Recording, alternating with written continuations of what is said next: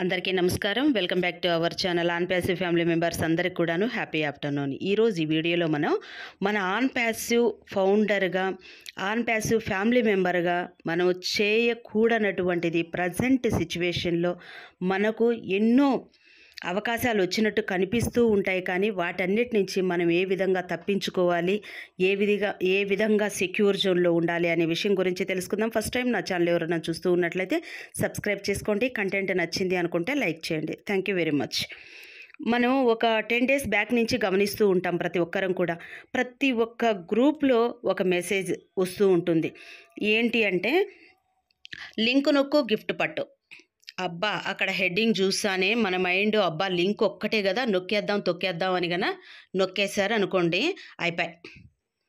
మనకి ఏదైనా ఒక లింక్ వచ్చినప్పుడు ఎందుకు ఈ టాపిక్ ఇప్పుడు చెప్తూ ఉన్నాను అంటే, అసలు ఆల్మోస్ట్ ప్రతి ఒక్కరు కూడాను మనల్ని మోటివేట్ చేస్తూ ఉంటారు. సైబర్ క్రైమ్ నుంచి మనం ఏ విధంగా బయటపడాలి, ప్రతి ఒక్క దాన్ని మనం ఏ విధంగా అబ్జర్వ్ చేయాలి, క్షుణ్ణంగా చూడాలి అనే విషయం తెలిసి కూడా మనం క్షణికావేశంలో, ఎందుకు అంటే అన్ని వాళ్ళు తాయిలాలు చూపించినట్టే పైన మనకు మన అకౌంట్స్కి మన ఇన్ఫర్మేషన్కి తోచేసుకునే విధంగా సెట్ చేసుకొని ఉంటారు. అది మనకు తెలియకపోయేది.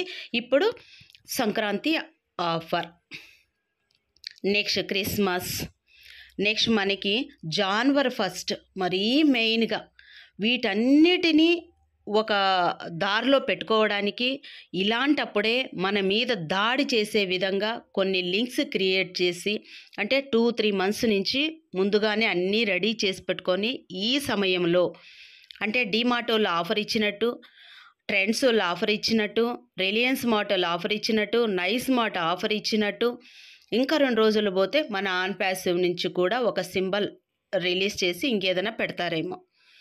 ఇలాంటివి ఏవన్నా కానివ్వండి, ఎవ్వరు కూడా ఎందుకు ఇస్తారు ఆఫర్లు? ఏదన్నా ఆఫర్స్ ఇస్తారు, ఏదైనా ఆఫర్లు పెట్టున్నారు అంటే టీవీలో యాడ్స్ వస్తాయి. అట్లా ఏదైనా చూసిందైతే అది కూడా నమ్మలేం. ఎందుకు అంటే అక్కడ మనకు కనిపించేటటువంటి స్పెల్లింగ్లో ఒక్క లెటర్లో డిఫరెన్స్ కూడా ఉంటుంది. దేన్ని కూడా ఎందుకు ఆఫర్లు, షాపుకు వెళ్ళి కనుక్కుంటే అక్కడ మనకు క్లియర్ అయిపోతుంది కదా. ప్రతి దానికి కూడా సైబర్ క్రైమ్స్ అనేది ఎక్కువైపోతూ ఉన్నాయి. ఇది పోగొట్టుకున్న తర్వాత ఈ లింక్ వచ్చిందండి, దీనిపైన ఫ్లిప్కార్ట్ అని కనిపించింది, అమెజాన్ అని కనిపించింది, దాన్ని నేను అది ట్రస్టెడ్ యాపే కదా అని చెప్పేసి క్లిక్ చేశాను. దాని మీద ఒక చిన్న దేవుడి ప్రతిమ, అది 29 రూపీసే అని ఉంది. 29 రూపీసే కదా, ఇంత బాగుందే అని నొక్కాను. నా అకౌంట్లో డబ్బులంతా పోయింది. ఇలాంటివన్నీ కూడా మనం వినకుండా ఉండాలి అంటే, ఎందుకు అంటే ప్రతి ఒక్కరం కూడా మనం చెప్పే ఇన్ఫర్మేషన్ ఏంటంటే, జీమెయిల్ కానీ ఓమెయిల్ కానీ మన డేటా టోటల్ కూడా ఎవరికి తెలియకుండా ఉండాలి అంటే, ఎందుకు అంటే ప్రతి విషయం కూడా మనం బ్యాంక్ డీటెయిల్స్కి కనెక్ట్ చేసేసి ఉంటాం. మన ఫోన్ నంబర్ కానీ మన ఓటీపీ వచ్చింది అంటానే ఓకే, నేను ఓటీపీలు మనకి ఎక్కడ రావు. మనం ఆన్లైన్లో ఏదైనా బుక్ చేసిన వెంటనే మనకు ఓటీపీలు ఎక్కడొస్తూ ఉన్నాయి, నాకు తెలిసైతే రావనే నేను అనుకుంటా ఉన్నాను. ఆ విధంగా ఓటీపీలు ఏదన్నా వచ్చాయి అంటే వాటిని మీరు రిజెక్ట్ చేయండి. మీరు వెంటనే ఓటీపీలు చెప్పని అవసరం లేదు. ఎవరు ఎక్కడ ఆఫర్లు ఇస్తూ ఉన్నారో మనం ఆన్లైన్లో కాదు, బయట వెళ్ళి మనకేదైనా కావాలి, నిజంగానే అది నిజమే అనుకుంటే అక్కడ వెళ్ళి డైరెక్ట్ పర్చేజ్ చేసుకోండి. ఫోన్ ద్వారా మాత్రం దయచేసి ఎవ్వరు కూడా ఈ లింక్స్ క్లిక్ చేయడం కానీ, ఓటీపీ వచ్చింది చెప్పండి, లేదు మీరు కార్ విన్ అయ్యారండి దీంట్లో అని చెప్పి చాలా కాల్స్ వస్తూ ఉంటాయి మనకి. కార్ ఎట్లా విన్ అవుతాం మనం? కార్ ఏం మనకు 10 రూపీస్ 15 రూపీస్ కాదు కదా, కొన్ని లక్షల రూపాయలది. మనకు తెలియకుండానే మనం ఎలా విన్ అవుతాం? అంత ఈజీగా సక్సెస్ అనేది రాదు కదా. సక్సెస్ అనేది రావాలి అని ప్రతి ఒక్కరం కోరుకుంటాం. సక్సెస్ అనేది వేస్తూనే వెలగడానికి లైటు కాదు, 2 minutesలో అయిపోవడానికి లింక్ క్లిక్ చేస్తానే సక్సెస్ అనేది మ్యాగీ కాదు.